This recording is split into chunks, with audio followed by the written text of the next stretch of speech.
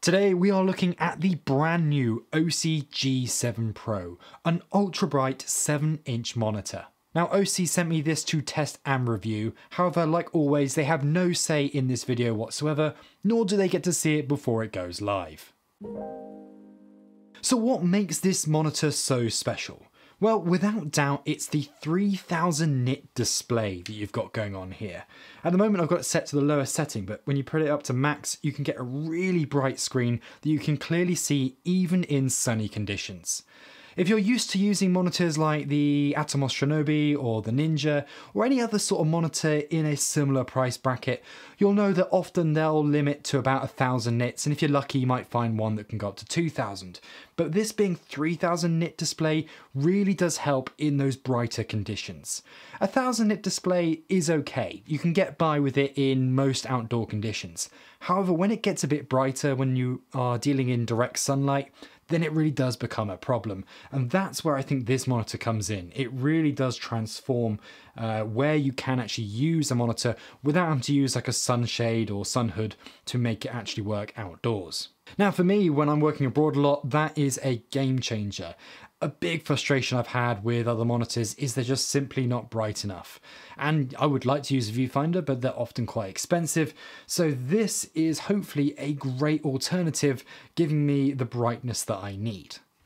Now, you'll notice that actually when you go brighter like this, the screen does actually wash out a little bit.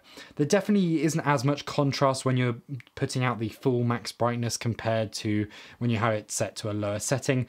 That's usually quite common though amongst all monitors when they have high bright screens.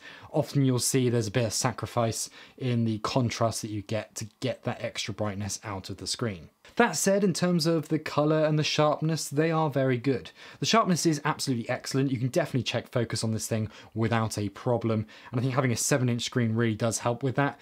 Traditionally, I'm not a fan of 7-inch screens because I think they're a bit too big for smaller mirrorless cameras. That said, I think this one, it works absolutely fine. Because it's got relatively small bezels and the overall footprint of the monitor is fairly small, actually, it's not that much bigger than the Atomos Shinobi that I was already used to. Now, the screen can be hardware calibrated via the USB, which is a very nice feature indeed if you want to ensure that you've definitely got full colour accuracy.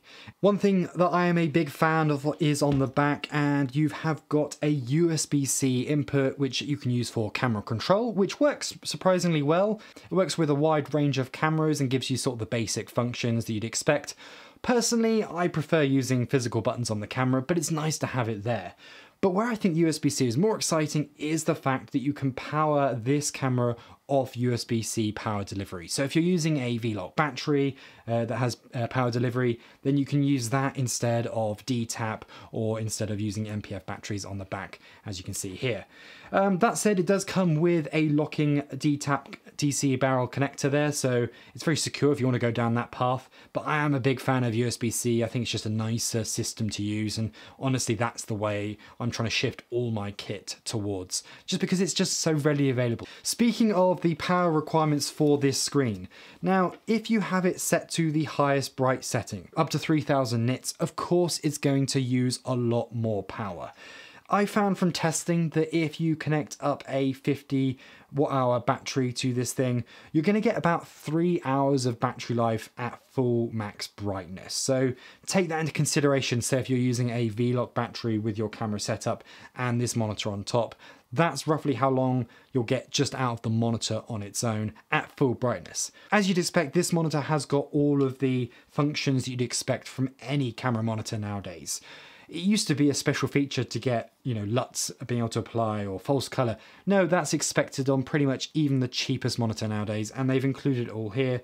It functions very nicely with this menu along the bottom. It's not the fanciest looking menu, but it absolutely works without a problem.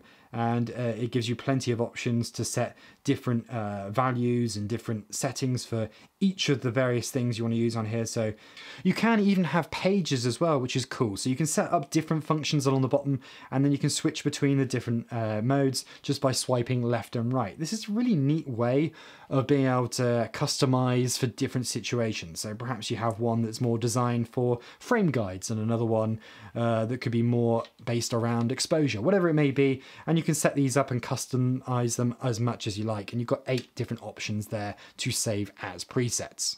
Now, one very cool feature on this is the ability to select the probe, so either before the use alert or after the use alert, for things like the false color and the histogram and things like that, and the waveform. So by having this option, you can select either before or after LUT, which means you get to analyze the log footage rather than the Rec. 7 and 9 footage. That is a big plus to have on a monitor, and unfortunately that is not actually a common feature on every single monitor out there, so it's great that they've included that as an option. I don't know if you can hear it right now, but the fan is pretty quiet on this thing. Certainly other monitors I've used are far louder, and considering how bright this monitor can go, it is incredible how quiet it actually is. I certainly would have accepted a lot louder fans on this thing, considering the fact that it can go up to 3000 nits. Even when it's on full brightness, I've not noticed any change in the volume of the fans. It seems to stay consistently at the same volume all of the time, which is exactly what we want to see. Now, although this is very good, it's not perfect. There are a few things that I wish could be slightly improved on this particular monitor. The first off is the fact that the on-off button is a button and not a switch. I do prefer when you've got a switch on the back rather than the button press on the back here, just because it's just easier to know when you've definitely turned something on and off. I find with these button ones, same with the Shinobi, I just find sometimes you're unsure whether you have actually pressed it correctly or not. And although they have features to stop you from accidentally turning it off, which is good, personally I prefer just to have a switch because it's nice and quick and easy to turn on and off. The build quality is good. I mean, it's still plasticky. What do you expect for the sort of price range that we're going in? That said, I think it's solid, and it doesn't have any flex in it, and I think if you are a owner-operator, this is absolutely fine. Of course, this isn't the heavy metal build quality of some of the competition out there. I guess because of the Pro name, I guess I expected when they told me they were going to send me one of these that it would be a better build quality and it would be made out of metal and something a bit more heavy duty. That said, being plastic, it means it's not that heavy, which is nicer when it's on top of a small camera. I mentioned it before, the user interface could be a bit more exciting. It's completely functionable, and it's one of those things that they could potentially improve on with firmware updates in the future. Speaking of any software updates, the one I'm actually using right now is using the beta software. When this gets released, there will be an updated version of it. That said, I've had no issues with it whatsoever. It's functioned absolutely fine, which is impressive for a pre-release product. Now, it's quite nice that they've included this hot shoe adapter in the kit, and it's got some nice features about it. It's always good to see an ARRI locking pin on the top of one of these mounts. That said, I do find it's very difficult to actually lock it in place. It does seem to move easily when on top of a camera, so something like this on a hot shoe. And I find it does twist a little bit too easy, even though I have tightened it up. But it is made of metal, and it is well made, and certainly better than a lot of the competition are going to give you. So there you go, that is my review of the Osee G7 Pro. A very impressive, very bright, affordable monitor if you're looking for one that can shoot in daylight. If you're someone who needs a monitor that will work in even very bright conditions, well, this is probably one of the best options out there. It's either this or the slightly older version of this particular monitor.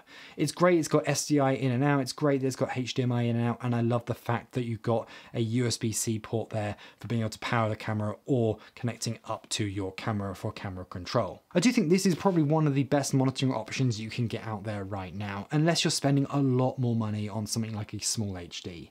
But let's be honest, most of us are buying more affordable monitors, and I think if you're looking at anything in this sort of price bracket, this is definitely one you should consider. If you enjoyed this video, please like and subscribe, as it massively helps me out. And while you're here, why not check out some reviews of some other monitors I've looked at in the past.